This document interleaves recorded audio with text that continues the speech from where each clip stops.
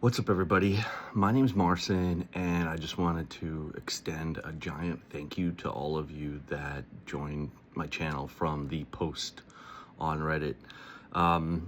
It's not easy for me to come on here and talk, and but I just wanted to really say thank you.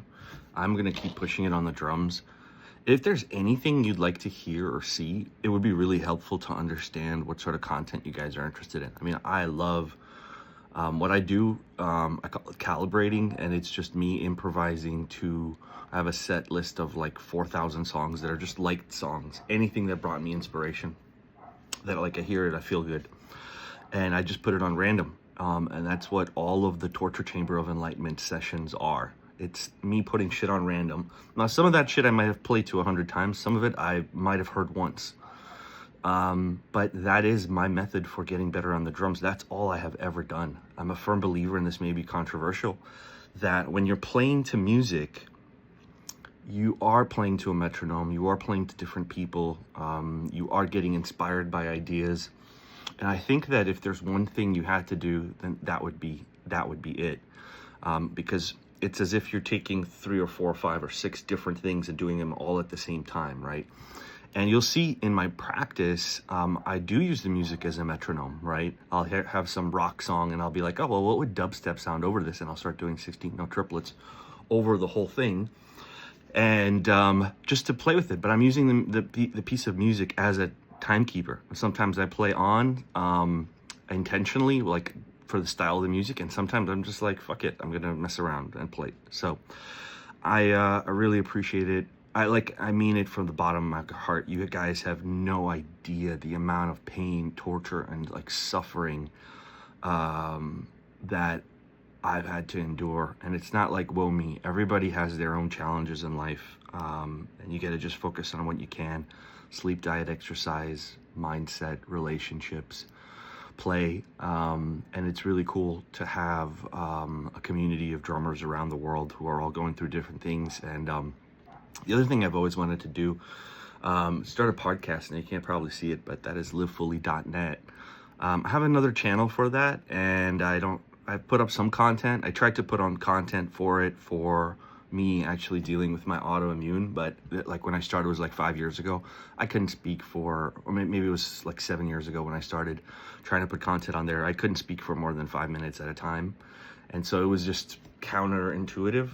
But that being said, I really want to hear what you guys would be looking for. Like, is it about drums? Is it about life? Is it about the things I learned from both? I'll leave you guys with this. So at 17 years, I went to my first drum festival. It was in New York City, so it was a big one. I met Omar Hakim, which was freaking awesome. And I asked him a question, and I was like, because I think when you're young growing up, you're not sure. You just don't know if this is a thing you're born with or not. And I asked him, like, is this a thing you're born with or it's talent? And he said, I'm telling you, it's not something you're born with. It's something that you apply time to and your brain gets better. And now, 30 years later, I can say the same thing. Suffice it to say, I remember sitting there at McDonald's, staring at the wall afterwards, and I was just nauseous because I'd in secret been trying to like teach myself how to play drums by listening to stuff for like 10 years. And I got there, and there was like 6-year-olds that were better than me on a drum set, right?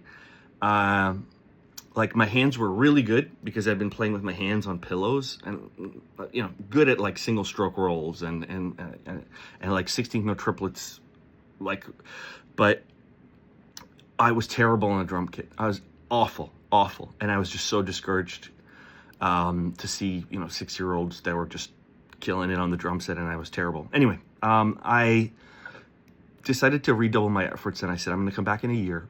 And this was like a hard decision because it was like a punch in the gut to like have practiced for years in secret and just be terrible, And I sat there looking at it, and I was just like, I think I'm gonna give up drums. And I decided not to, and I set a goal for a year. I said I'm gonna come back in a year, and I want to just be able to play a regular beat, like I just want to be able to hold it together on a drum set. And I dedicated anywhere from 2 to 3 hours a day of like dedicated practice. Like my mind was on that one thing and one thing only. And what I can tell you is in 3 months, I completely blew away what expectations I had of what was possible for a year. And I realized, holy shit, if you apply yourself consistently over time. I think the other big takeaway from me, the other question I think people had, like this setup is like wild for me. I did never expect it to have a setup like this. It is beyond what I thought I could even achieve. And you should see, and you should probably go back and look at some of the earlier footage, and it like really sucks. It like looks like you're in like a garage with shitty lighting and like in a cave. I'll be sure to highlight those. But my point is this, literally all I did was just try to improve. My motto is 1% a day. And it's been about a year. It's been about almost exactly a year. And I think the beauty of that approach is, number one, like for those of you that know math, the power of compound interest is a real thing. And I think the reason that it works is you're building something in your brain, and that grows.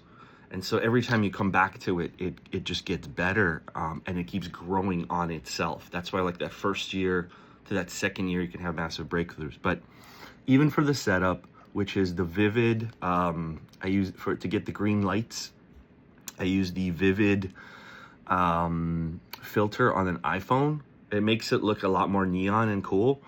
Then it was just a bunch of camera placements and because it just looks like shit. You try to take drums of yourself, it just looks like shit, like all the time. So anyway, and like just make this thing better. Next day, make this thing better, make this thing better. Try this angle, try that angle, move this here, move that there.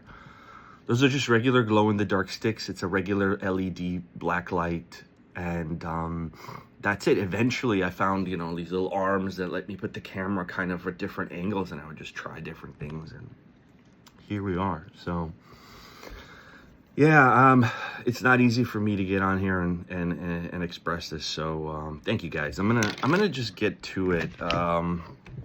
Here's kind of what the setup looks like. I'm gonna switch to the other phone or the other camera.